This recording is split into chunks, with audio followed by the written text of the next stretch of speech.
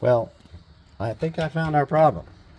That hole in the back was just absolutely bleeding heat.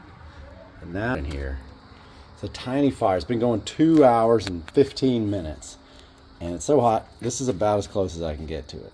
This is kind of painful. Also, I bought a new oven thermometer today on Amazon. That's about how long it lasted. About 5 minutes and it's gone. Just incinerated. So let's get some temps. The door is 460. It's been open a few minutes here.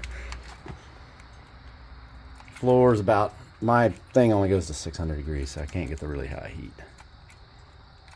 But yeah, everything's over 600. Yeah, the ceiling is over 600, but you can see the little pot in the back is holding. I'm so happy about it. And so this is 2 hours of heat, and the coals, the fire's not going anywhere. Like I haven't been feeding it wood. It just is staying in there. It's fantastic. So I'm gonna pull the and then do a little chart with it, heat, temperature per hour, and see how long this heat will stay in. But it's fantastic. Also beefed up the door. Piece of it broke off down here, but I got more cement here. This is insulated cement. This is just regular cement, and the door's been unbelievably hot.